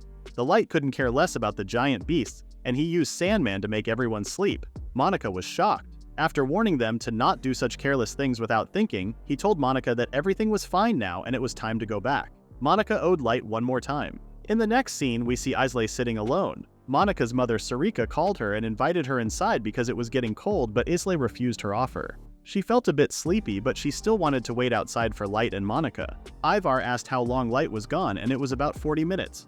Ivar didn't want to wait any longer and decided to go and lend a hand, but the security department hadn't arrived yet. Monica's siblings were worried about Monica, however Islay comforted them, saying that Light would definitely save her and bring her back. They heard footsteps, and it was Light with Monica on his back. Everyone was thrilled to see them. Her mom asked if she was hurt somewhere, but Light explained that she wasn't hurt, she had just inhaled the dust left over from the sleep fairy. Her mom told him to go to the main room to lay her down. Ivar was feeling bad for the trouble they had caused and called for Light. He said that he was indebted to him. A few hours ago, somewhere in the holy capital, Zamd and Saintis were having a conversation. She heard that Athena's side was going to need weapons soon and asked if he could lend them urgently. Zamd said that the timing was good because he had just hired a very skillful blacksmith. Besides that, the kid that Black Swan let go had appeared in the craftsman's town. Saintis guessed that he was continuing his preparations for his current quest. Zamd had already arranged things at the Blackbird merchants, so he thought he would be able to present him to her soon. There was no other way, so she arranged some spies to make sure the security department wouldn't get involved. However, she had no intention of killing him, so she warned him to bring Light alive. Zamd wondered if Light was worth that, and Saintis confirmed him. Zamd did not question her any longer and stated that even if the sun no longer shone, his heart wouldn't change and he would help her. The kid next to Saintis asked if she observed Light. Saintis said that the conquest was given to test him, but what was given to Zamd seemed interesting too, so she wanted to confirm if he was an a priori or not. The kid didn't seem to know that, but that was a good thing for the Saintis. On his way, Zamd was still thinking about Light. He thought about him all the way, and when he arrived to see Light and Monica being captured by his team, the only thing he saw was everyone on the floor sleeping like a kid. In the next chapter, Light and Islay were ready to go as they still needed to find a boarding house. Ivar apologized for the trouble, but Light didn't mind him because they were aiming for both Monica and him. Ivar was going to sever ties with the Blackbird merchants. Although he temporarily wouldn't be able to earn any money, it was still better than sacrificing his security. Monica asked her father if he would stop making weapons, but he refused, saying that he would rest until he could find a serious customer. Compared to other forged products, the prices of weapons stand out, so he wanted Monica to understand that. Monica already knew that because her pans were not selling even though they were only 1,000 gold. If Ivar wanted this large workshop to last for a long time, he could not stop producing weapons. Moreover, it had been 25 years since he opened this workshop and held the signboard with pride in their skillful technique. Leaving this job would be the same as leaving his pride. Monica was still trying to object her father, but she was still exhausted, so her mother told her that they would talk about that once she felt better. Ivar told Light to stay at their house because it was late now. Light was about to reject, but Sarika told him to not be shy and informed him that the bath and clothes for them to change into were already ready. Light asked Islay, but she couldn't even open her eyes and told him to stop being so polite. Light accepted their offer and they went inside. Light didn't think the house would be this big. Sarika said that their precinct was mainly divided into the shop as the front entrance, workshop, housing for the young disciples, and the main house where they were right now. When they were surprised that the disciples were also living there, she explained that they were all homeless children who came to apprentices, and it was like that at the beginning, but they started calling her husband master out of admiration, and then kept working there until now. Light asked if she also forged weapons, but she wasn't a craftsman because the house chores were already enough to get through the day. That was the position of a matron, so she thinks it would be better not to interfere in her husband and Monica's conflict. She mentioned that she was a mother without an influence, but Light didn't think like that. He said that Monica's way of speaking was similar to hers, so she was an obvious influence on her. Sarika smiled and told him that he was such a good boy. Monica was sitting on the balcony when Light came and asked if she was okay. She said that the sleepy dust had already disappeared and asked how Islay was doing. She had fallen into a deep sleep. He heard that while he was going to save Monica, she was waiting outside all the time. Monica said that it had been a while since she slept on the bed in her room. She was holding a short sword, and said that even though it had been half a year, there was no dust, which meant her mother had cleaned it for her. When Light asked about it, she said that this was the first short sword she made by herself when she was young, and she kept it in the drawer in her room. She remembers that her father, who rarely gives praise, saw that and said Monica was gifted. Her father said that she could inherit the workshop, and she thought blacksmithing was the best job for her. Now looking at that, she felt a bit clumsy. Light stated that she was admiring Ivar just like that, and she agreed. She said that her father taught her many techniques, brought up more disciples, gathered everyone together, and helped the workshop grow bigger and bigger. Light asked if she could repair her relationship with him, and she said that for her, blacksmithing was a job that could receive praise and also earn money. She was happy seriously doing things she loved. However, Because of her grandmother's incident, she realized that it was not all that mattered. Before that time, she produced countless swords when thinking that not all of those swords were used properly. She became scared of forging swords, so she couldn't work with her father anymore. She asked him if he had ever killed someone. Light had killed someone. He said that they were people who turned to undead. At first he thought he couldn't do it, but then he decided that he wouldn't hesitate if he wanted to protect Islay. Monica didn't know if a sword was a good or bad thing anymore, but for Light, weapons were neither good nor bad. Like scissors and hoes, if the bad guys hold them, they would use them for bad purposes. Monica asked if he used his sword for good purposes, and he confirmed her. He said that the good in his opinion and Monica's might be different. For him, slashing magic monsters and enemies to create a name for himself as an adventurer was a good thing. Monica also loved trying hard for her dream. Meanwhile, in the Blackbird Merchant, Doug woke up and was trying to figure out what happened. Zam said that when he came back he was already chained. He asked Doug if he would be tricked again, and Doug said of course. Zam adjusted the plan. Next time he was going to crush Light by himself. He told everyone to get moving once the sun rises. He was planning to make Light pay back 100 times the damage he caused. The following morning, Islay woke Light up when the breakfast was ready. Ilse seemed to have a good sleep. When they went to the kitchen, they only saw Monica's mother, and asked where were the master and disciples. She said that they had gone to the workshop. When Light was about to sit next to Monica's sibling, she said that he couldn't sit there because it was Monica's seat. It was because letting her know she could come back anytime. He asked where she was, and her mother guessed that she was probably still in her room. She asked if Light would mind bringing her breakfast later because she must be embarrassed to eat there. They found her working in the yard and gave her the breakfast her mother prepared. Light thought she would go back, but she said that everyone was worried about her, so she decided to help and go back later, but she was afraid to go to the workshop, so she was there working in the garden. Light was impressed that she was making concessions. He asked if she was growing something, and she said that she wanted to prepare to make the polishing powder. It was the powder used to absorb the oil applied to maintain a blade. The fruit of this tree was going to be dried and then ground into powder. But it seemed that the Iwild have a bad harvest this year. Light wanted her to give him some time, and he used his Nutmaster skill to grow them. Monica asked if that was a skill, and he explained that he was the Nutsmaster and he could accelerate the growth of fruiting plants. Monica was confused so much because he used a skill that made the merchants fall asleep just yesterday. Light said that thanks to the Nutmaster's ability, he could eat as many skilled fruits as he wanted. Monica was still in denial because if he ate second skill fruit, he would die in a second. Before Light could explain the situation, Zamd came and asked if Light was there. He said that the people at the workshop kept saying that he couldn't come in, so he paralyzed them. When he said that he couldn't see Light yesterday, Light said that he would put him to sleep too. However, Zamd turned his lightning into armor and neutralized the powder he sent. He said that he was going to ruin both him and this workshop. Islay used her appraisal skill and said that his skill gathers lightning around himself and then releases it. Zamd started to destroy Monica's house. He said that for her sake, he was going to take care of Light. Light told Sleep Spirit that she could rest today, and told Islay to bring Monica back for him. This made Zamd laugh because he was acting like a hero when he just defeated his skill and wondered how he was planning to protect himself. Light's attitude changed and he seemed pissed off by Zamd.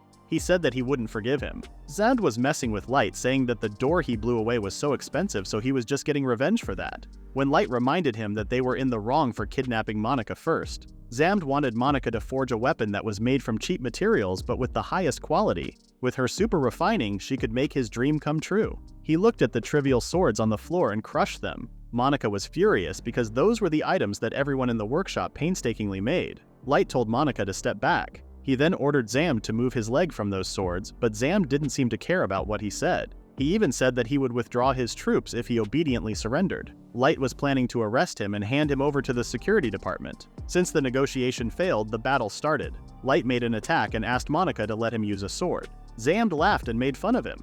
Light knew this was a battle that he definitely couldn't lose. He used his sword Divine Consciousness, a rapid wave sword, but Zamd was using his lightning shield, so it was hard to reach him. When Zamd attacked him with metal balls, he couldn't dodge it and eventually caught the electricity. Zamd knew he should make him unable to move due to paralysis if he just needed to defeat him. But that way, his revenge wouldn't be fun. He wanted him to experience the pain of being defeated too. Light couldn't read the trajectories of those balls. Monica seemed to have an idea, and she asked Islay if she could appraise the material of those balls. She said that it was a ball made of iron. Monica quickly made something and threw it to Light. It was a frying pan, so Light was confused. She explained that he could use them to catch the balls. Surprisingly, it worked. Zamd was shocked. Monica said that he used iron attraction. It was a good idea, however. Light was still being affected by the lightning. The sword had a leather hilt, but it seemed that the frying pan conducted the lightning. He could only use this sword to defend himself. Light told the girls that he was okay, but his blade was being chipped away, and if he kept fighting like that, sooner or later that sword would break. Monica knew that he needed a more durable sword, but once she considered forging a sword, she recalled the memories. While she was in a dilemma, Light was being beaten up by Zamd.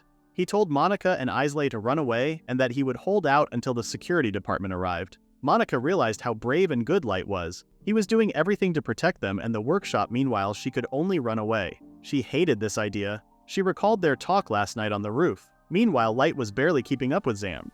Monica made a decision and told Isley to run away. Zamd said that he was getting annoyed by their interruptions, so it was better for them to run away. Light attacked him once again, but his shield was making it impossible to hurt Zamd. Zamd liked the pressure of his sword and complimented his swordsmanship skills, even though he had none as far as he knew. Since most of the iron balls had been caught, Zamd decided to use his sword to fight. His sword was the lightning blade Lamina. Light attacked to tear that lightning sword apart, but when their swords crashed, he noticed that there was a core inside it. Even though lightning had no shape, if he compressed it to an extreme, he could give it a false sense of harness. Zamd not only could release lightning but also perform a trick, but if it was a sword battle, he was the one with the advantage. Although it had no hardness, that was not the only case. He swung the sword and went through Light's sword. Zamd explained that Lightning Blade was both a blade and lightning, so whether it would clash with his sword or not is up to him. Whichever it was, Light's plan was to attack with Sword God's maximum power. But when he did, he was the one hurting because not only his skill but also his force was so good. He was indeed stronger than anyone he had ever faced. That was the true power of Zamd, who possesses the thunder summoning skill, but he can't just give up and lose. If he didn't react in time, it would go through him, so he could only continue to strike first. Zamd said that if he swung his sword without purpose, he wouldn't be able to win, but he didn't expect him to attack from below. He figured that Light was planning to use the ETH to obstruct his view. Light attacked him over and over again until he ran out of time to defend himself. Zamd seemed like he had had enough of playing around and got pretty angry. Light didn't see why he would be angry because he was the one who decided on the rules. Zamd decided to end this and told him to come forward. He used his lightning leopard Jubatus, which was an animal form of lightning. Jubatus was so fast attacking Light that he couldn't even see how he attacked. However, he was a man of his word and he was going to fight until the sword broke. Zamd used his blade as if a leopard wasn't enough and attacked Light from behind. The workshop was now a huge mess. Zamd said that no matter how arrogant he was, he would end up like this on the floor. Meanwhile, at the workshop, Ivar and the other blacksmiths were all captured by Doug. They tried to move, but it was impossible. Merchants told them to be obedient until the master came back. Monica and Isley were watching them from the broken brick. Monica said that forging a sword required a furnace in the kitchen, and more importantly, they had to save everyone. But there were even guards at the entrance. Monica asked Isley if she had the thing she gave her yesterday. Monica went to the guards and yelled at them. She triggered them and started to run. The guardians started to chase her while Isley sneaked in. While Ivar was trying to find a way to escape from those chains, Isley told him to stay there. Ivar asked where she came from, and she said that she went inside from the little window there. She informed him that she was going to cut the chains. She used the scissors Monica gave her and cut the chains easily. However, when she was explaining this, someone appeared behind her. Meanwhile, Monica was still running away from the guardians. She had to deal with them first and used her super refining skill to make a bronze soft, and now they can't move. But the only way to get out of this was to wait until it hardens. Now she needed to return to the kitchen quickly. When she went back, she saw Doug holding Isley. He threatened her with Isley. Ivar was out of the chains but still couldn't do anything. Monica had something on her hands and she was sure Isley could be saved with that. Isley used her appraisal skill to see what it was, and it was Flash Lightning Stone. If you generate a strong impulse, it will emit a dazzling light. She threw the stone and it was so bright that they couldn't open their eyes. Ivar used this as an opportunity and defeated Doug. He told the others to tie him up. Monica was glad that Isley appraised what stone she would use. Doug was shocked that she had the appraisal skill. Isley made fun of him for underestimating her. Monica asks her father to let her borrow the kitchen because Light needs their sword to battle with Zamd. Ivar looked at Monica for a second and turned his back to her. He then stated that she didn't need his permission, and she could do whatever she wanted because she was a blacksmith of their family too. He told her to thin the materials, and his quick work skill would be faster, and Monica would finish the rest. The other blacksmiths informed Ivar that the other Blackbird Merchant commercial partnership was outside, and Ivar told them that they knew the timing, so they were going to show them their bravery. They were going to do their best to protect this kitchen and show them the determination of skilled craftsmen. While Ivar was working, Monica looked at him and felt nostalgic, but now it wasn't the time to be thoughtless. They still had to forge a sword for Light. Ivar finished his part and the rest was Monica's. It had been half a year since she forged a sword and she felt like she was chained, but now she was not hesitating. She used her skill and forged the sword. Ivar still thought of her as a little girl, but it seemed she had grown up a lot. Suddenly they heard a loud rumble in the back. Monica saw her mother and was glad that she was okay. Her mother stated that there was a huge explosion in the garden. The light was on the floor, motionless. Monica threw the sword she made and told him to use that. But Zam said that even if he had more swords, he was already too tattered. Light managed to stand up using the sword as support, and stated that a very fine sword was enough to kick him. Zamd was even more annoyed that he was daring to boast even though he couldn't stand still. Light told Islay to throw a skill fruit, but Islay threw it so badly that it rolled towards the enemy. Zam didn't expect him to throw out this divine skill fruit. He said that his skill was the lulling type ability that just disabled. He also reminded him that the skill fruit was something that could only be eaten once in a lifetime, so if he ate it a second one he would be dead. However, Zam didn't know what he was scheming and suggested he surrender already. Light stated that he was a really strong man, but he was an adventurer who would be engraved in history, so he couldn't lose to him. Zamad got annoyed and knocked him down and tried to make him eat the skill fruit. He said that he was going to die either way, so he should surrender. Light took a bite from the skill fruit, making everyone shocked. A storm happened and Zamd felt the heat. When he asked what Light did, he explained that he was the Nutmaster, and he could eat skill fruits as many times as he wanted. Light's new skill was Lantern Fire, and now he told Zam that it was time to decide who would win as he wanted. Zamp was angry and confused because Light ate the fruit and didn't die. Light thanked him for letting him eat it while gasping. He said he thought he would do that because things like putting the skill fruit into the opponent's mouth were something that only people who like to hurt others would do. Light's skill was Lantern Fire, and it was a skill with which he could light a fire on his hand or on an item he held. Zamp was trying to process what was going on. The fire that burned his hair was a skill, but more important was that he ate the fruit without dying and even gained a new skill. Considering this situation, he stated his admiration. He also realized why the Saintess chose him. He said that he was a nasty guy, but despite being ordered to capture him alive, Zamp decided to do anything to crush him. The Light was glad he was taken seriously and promised to do his best too, while lighting a fire on his sword. Zamp sent his leopard, but with Light's new skill, he could cut thunder. Doug was about to come and help him, but Zamp told him to stay where he was and not get involved because he wouldn't be satisfied if he didn't destroy himself. They both prepared to make their final blows. Everyone was shocked at how powerful they were. They knew it was Monica's sword, but they were still in shock at how it withstands the power of thunder and the extreme heat of fire. Monica was praying that her sword that held her passion would hold on until the end. Islay held her hands and told her to believe in Light because he would make it. Light also told her to not worry and promised to win with this sword. Monica believed and counted on Light and asked him to protect the smithy with that sword. Everyone held their breath, and Light with the Flame Lion and Zamp with the Diabolos made their final attack.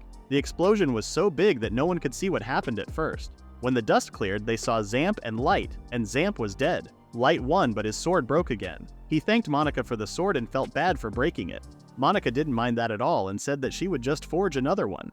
She thanked him for protecting this place. The people were happy that she would forge again. Doug came furiously and was about to attack Light to get his revenge, but couldn't even dare to touch him when he saw Light. The security department came and arrested them for suspicion of kidnapping, intimidation, and violence. Suddenly the wind blew, putting out the fire, which means the head of the security department, Torahige, was there. The blackbirds were chained with air. Torahige explained that the spies interfered with communications, that's why they were late, and apologized. Ivar said that thanks to Light they were fine. Torahige looked at the blackbirds and Zamp and turned to Light. He remembered him from the Evil Dragon conference. Light was so tired that he couldn't even keep his eyes open. Islay asked Monica what element she endowed that sword with, and she said that she didn't do anything much. She just made it as strong and reliable as possible, but in the end, it still broke. And also, she hoped that Light would win. Islay thought that it could be that the attribute of good luck turned into that beast. She found it amazing that skills still have so many mysteries. A postal bird came, and apparently it was for Islay. On its feet there was a letter from Lena. She informed them that she would be back later than planned. Monica asked if Lena was the famous godsword she had heard about, and Islay approved her. She mentioned that she was in the same party with Light and her, and was a very reliable member of Luxaria. One day ago in the western Yoruba plateau, Lena was coming to the terminal station Blue Deer Inn in a carriage. When they arrived, a man informed her that on the next road the carriage couldn't enter, so she could only walk. And he mentioned his surprise to see a girl walking alone like that. She said that she had some business to do and was surprised to see there were so many people. The man explained that it was because it was Ashena's spirit festival season, and asked if she was going too. She said that she was just looking for someone and then walked away. After walking a few minutes, she was relieved to find the west lake of Ashena City. Lena was preparing to protect her team in her way. For that, the one who was connected with the Saintess was definitely in Ashena City. She was looking for Drathena Berberly. Black Swan Drathena tried to kill them in the mansion of Count Monte. And here, where she was given the skill, there must be a way to investigate the relationship with the Saintess. Since there was a festival going on, the city was very crowded and loud. People were eating, drinking, and singing as they liked. Someone gave Lena a blessing of the spirit, which was a Corolla. It seemed that she came here at the right time when the people were at their peak, but she needed to focus on the main thing. If the Saintess's secret was there could be a possibility that her assassins would arrive first, so she should be careful and gather more information around. When she asked people about Drathena, they were flabbergasted and seemed so scared. They questioned why she would ask someone like her at a blessed festival time. Everyone she asked was giving the same reaction to her name. While she was wondering what to do now, she noticed that there was a man in a cloak looking at her. She was sure that he was the Saintess's assassin. She decided to take action before he did. She started following him until he entered a remote street, and when she entered the street, the man was gone. While she was wondering where he was, he appeared behind her. Lena was about to make a move, but the man captured her with Flora-type Liana. Lena freed herself easily, but the skill was for sure annoying. With this ability, she was sure he had to be S rank or higher. The man spoke. He complimented Lena's sword god skill. Lena asked who he was, and he said that it was hard for him to let an amateur like her wander around. Lena wasn't bothered. Someone appeared on the other side of the street, and Lena knew she was doomed. However, she didn't step back and told that person to stop or she would cut them. However, it was a woman who seemed to know Lena. When Lena looked at her face, she recognized that she was Hanabushi, the chief investigator. And the man next to her was Yuen, her subordinate. She said that since she asked questions directly, she let her scout. Lena wondered what they were doing in this city. Hanabushi explained that just like her, they were also looking for Drathena. Lena was surprised because she thought Hanabushi was on Saintess's side. Hanabushi explained that she was not on any side and she was purely an information collector. Yuen mentioned that looking for Drathena was also a countermeasure against the evil dragon. The scale she gave at the evil dragon conference was still being analyzed. According to currently available information, she was involved in the summoning. That's why the 4 great chairmen came here by themselves. Dealing with the evil dragon was an urgent mission. That destructive power suddenly appearing in the city was very dangerous. Lena agreed with them because a lot of people would be implicated. Hanabushi noticed that Lena had some kind of personal relationship with the Saintess, but in general, the current priority was still the evil dragon, so standing out by asking directly makes it difficult to work, so she shouldn't wander around like that. After that, Hanabushi greeted her and was about to go, but Lena stopped her. She didn't want to return empty-handed, so she wanted to accompany them. Hanabushi was also one of the 4 great chairmen like the Saintess. Although there were many risks, these people were experts in the investigation. No matter what, she wanted to get Drathena's information. Hanabushi seemed to like her and accepted her offer. However, she set one condition. She must not have any opinion on the investigation department's way. Yuen was worried if that was a good idea because they had no benefit. She said that Lena knew Drathena's face, which was also information that the investigation department didn't have. But for now, they were going to eat. They went into a restaurant and Hanabushi asked an old lady to give them 3 servings of afternoon fresh fish meuniere. Lena wasn't sure about eating but didn't say anything. The old lady instructed them and they went to the basement. Hanabushi apologized to the informant sitting there.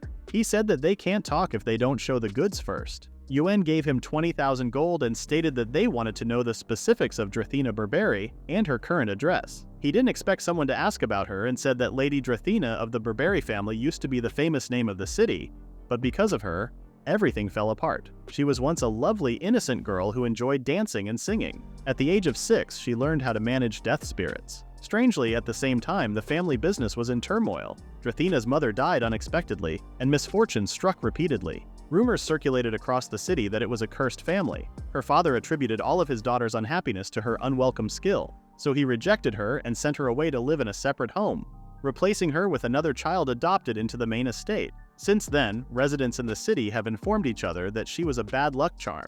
Hanabushi commented that the attitudes of the city's people were for that reason. The informant continued, saying that among them, only one person was standing behind to protect Drathena, and that person was the Saintess. It was a wonder if it was because of pity to see that girl with the curse skill, but the Saintess often contacted Drathena by letter, apparently even inviting her to the holy capital. To the Saintess, she must be just one of the unlucky children among the many people she brought up. Hanabushi asked where she was now and he said that she was in the city. Lena was shocked that she was still alive because it would be hard to escape from that ruin. The man asked for more money for accommodation. but Yuen said that this money was in exchange for information and the whereabouts of Drathena. They were sure the matter was decided in their negotiations with the broker. The man said that it was though because there were many things he wanted to share, but she was a businessman. Hanabushi gave the signal to Yuen and he caught him and put a knife in his throat. Lena thought that was a bit too much, but Hanabushi reminded her that she cannot get involved. She said that the one who broke the contract first was him. Yuen said that Lena was too young and inexperienced to toy with them. As he was in pain, the man revealed that she was at the theater preparing for the spirits dance. When Lena said that this was just like interrogation, Hanabushi responded by saying that she was so gentle. She mentioned that valuable information was not always obtained directly. No matter what method, they have to get it, and that is how they do things. In the next scene, Drathena is warned by her servant that she will rest because of her wound. Given the Saintess had recommended her to be a dancer on such a stage, she wanted to prepare everything perfectly. Spirits Dance was a divine event taking place on the last day of the Spirit Festival, and a selected dancer would be the one who dances to close the festival. Thousands of years ago, the Spirit King protected this lake from the army of the magic beasts, and the dance recreates the lineage and prays for happiness. The dancer was selected from the daughter of good families. If she could perform successfully, it seemed that the ranking of that family would increase. This year, Drathena was chosen as a dancer. Lena realized that there was nothing good in the city and wondered why she was still lingering at this place. To find out, Hanabushi said that they were going to break in. According to the informant earlier, the dancers and orchestra were preparing for the performance at the Ashena Theater on the water, and Drathena was one of them. They tried to enter it, but the guardians said that only those who were allowed could enter, so they asked them to leave. Hanabushi and Lena took off their robe and stated that they were the Dance to Flute sisters, so they were allowed. The guardians were confused because they didn't know if there were any dancers like that. Hanabushi said that there weren't enough dancers with good fashion sense. Lena added, saying that they must have been selected. Since they were so beautiful, the guardians were chased by them. One of them asked what was the sword on Hanabushi's hip, and she said that it was a decoration they used for the stage. They were playing the role of spirit knights, and Lena's was a real sword. They eventually let them in, but Lena was concerned because she didn't know how to dance. Hanabushi said that there would be a way, and even Yuen didn't know how to play flute. The other dancers were talking about Drathena. They didn't want to get closer because they didn't want to be cursed. One of them said that her father said she must be associated with the Beriberi family. Lena started to feel bad for Drathena. Hanabushi asked if Lena had seen anyone familiar, and Lena noticed that Drathena was there, practicing her dancing. Lena couldn't believe she was alive. Drathena noticed her too and asked why she was there. Hanabushi once again called Yuen, and he immediately captured Drathena. Drathena was shocked and asked why the sword god and the four great chairmen were together. Hanabushi wanted to get straight to the point and asked if she knew the location of the evil dragon. Drathena didn't know about that because since it was summoned, it hadn't been within her control. In that case, Hanabushi decided to take her back to the holy capital and use the skill of mana tracing. Drathena tried to negotiate to leave after 2 days because she wanted to stay here until the day of the spirits dance, but Hanabushi refused, saying that she couldn't make concessions. Drathena was frustrated because that was the stage she had dreamed of since she was a kid and begged her. Lena felt bad and said that it was just 2 days, but Hanabushi reminded her that she couldn't interfere. She called Drathena selfish for asking to be a dancer when she let a dangerous thing out and insisted on taking her back to the holy capital. No matter what method, I need to catch her. That was the justice of Hanabushi. Lena thought about everything for a moment and she couldn't let her take Drathena. She untied her and grabbed her arm. She told her to follow her and they started running. Yuen warned Lena to not do stupid things and they started following them. Whenever Yuen used his skill, Lena cut the strings and continued running. They started to fly and get through the roof. Yuen followed them, but he lost them as they pretended to go up and then jump down. He apologized for losing them, but Hanabushi didn't seem to care. She said that vines were disadvantageous to sword gods. It was okay for her because Drathena was still attached to that dance, so during the Spirit Festival, they were sure that she wouldn't leave the city. Hanabushi's surprise was Lena. She thought Lena was a good and obedient student, but it seemed like her courage was a handful. But she was still young and green to her. When they make sure that they aren't being followed anymore, they let themselves on the floor to catch their breath. Drathena asked what Lena was aiming for with that, but Lena didn't even have an answer herself.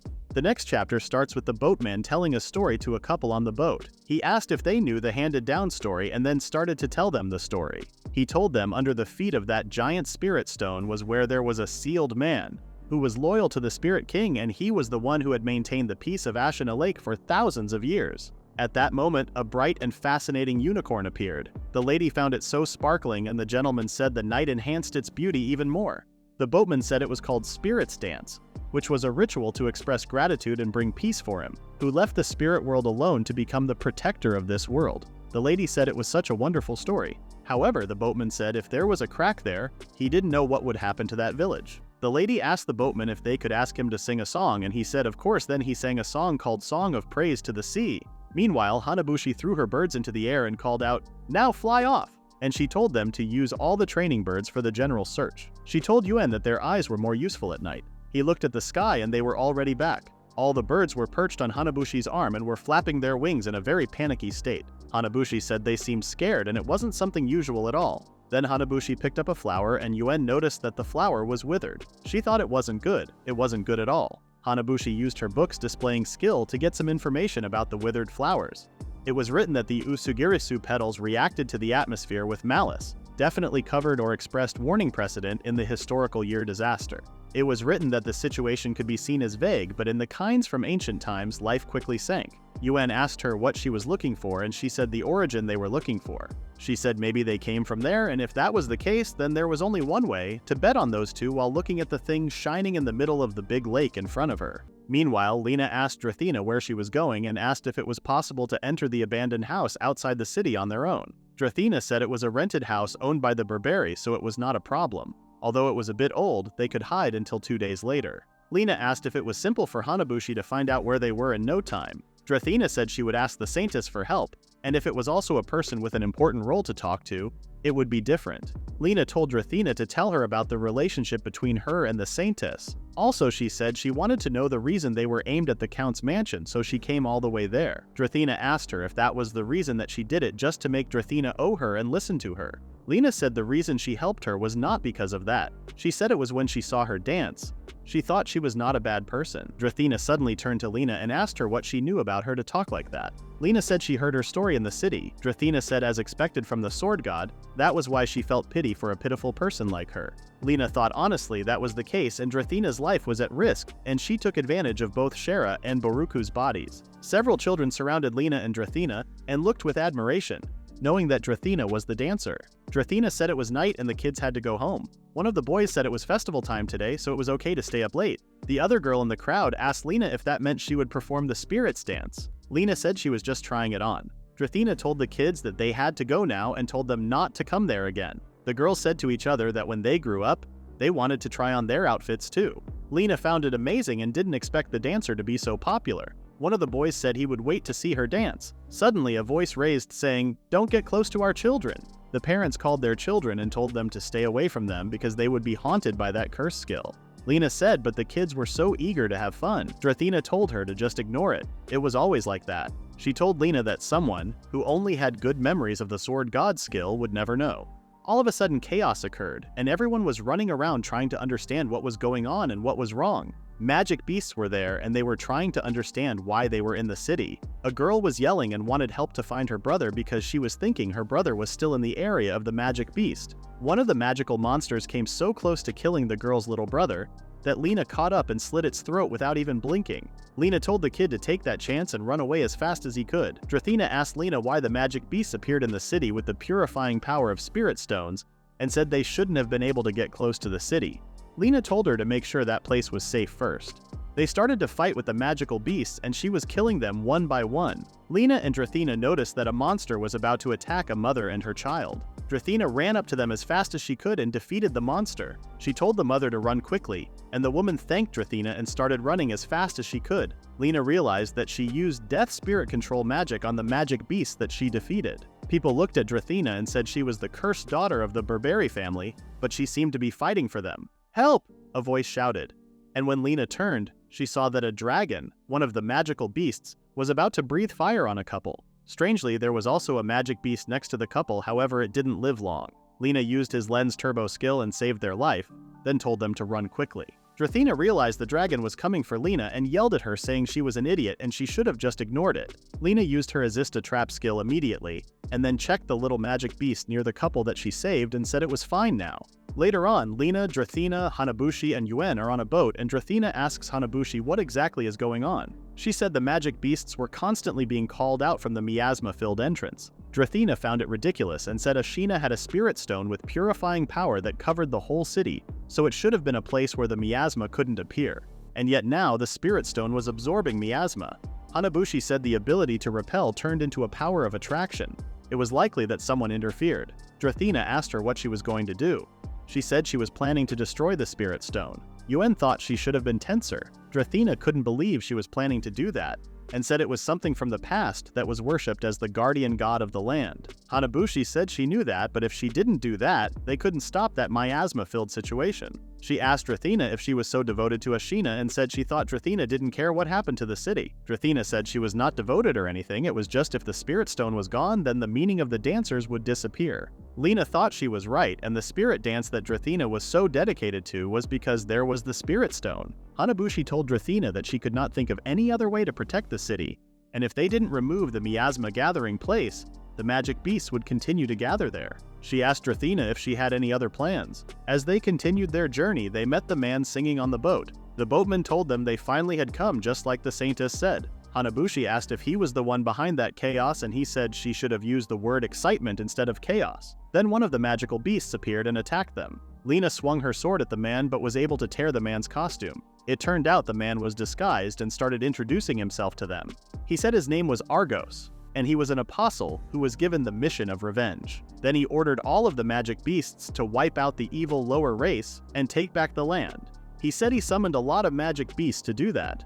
Hanabushi told him that she wasn't going to leave him satisfied. They thought they must have destroyed the Spirit Stone as fast as possible, which would block the entrance of magic beasts and not let them multiply. Yuen said on water like that, they were at a disadvantage in terms of mobility. Drathena asked if she was the only one who could fly. Then the magic beast that Lena saved created some crystallized ladder for her. Lena wondered who exactly it was. Their boat was destroyed and Lena was worried about Hanabushi. Yuen told her not to worry because she looked like that, but she was one of the 4 great presidents. Argos said he got it all and said her skill was reading. However, he said just looking could bring about secret magic. Hanabushi asked if he knew the secret magic of the Forbidden Book. She said because it was too dangerous, it was sealed in the underground Forbidden Library of the Holy Capital. There were a total of 48 grimoire books and she said she read them all. Hanabushi said the first chapter of the book was about the ice flower, and the second chapter was about the destruction of playing with rocks. Argos said if it was so, he would call out more until it hit them.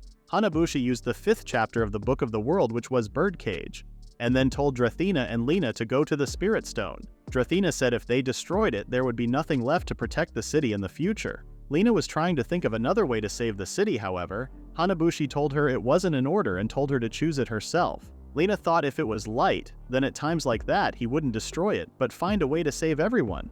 But she couldn't do that right now. She was also thinking that she wasn't as knowledgeable as Hanabushi, and still not strong enough to save everyone. Lena said she would bear that sin, then she destroyed the Spirit Stone and the miasma was dissipating. Argos told them destroying the Spirit Stone was a bad choice and the time had come. The last magical beast called the Primitive Water God was coming. He said now he would release it from that long sleep, then a giant portal appeared. Lena looked at the portal with a frightened face, and when she saw the gigantic monster, she wondered if it was the evil dragon. She said its appearance was different from before. The gigantic dragon didn't attack them, but attacked the city. Fortunately, the city had already taken refuge. Argos told them there was nothing they could do against that overwhelming power. Drathena looked at it and wondered how they would defeat it. Lena thought she didn't even know how useful her sword could be. She was thinking that she could not waver Drathena. Lena asked Drathena to lend her power to her to protect the city together. Drathena said it was easier said than done. She held Lena's hand and said her hands were still shaking. Lena said as long as they could move, they could handle that. That is the end of the recap for now. Please read the pinned comment about the next part.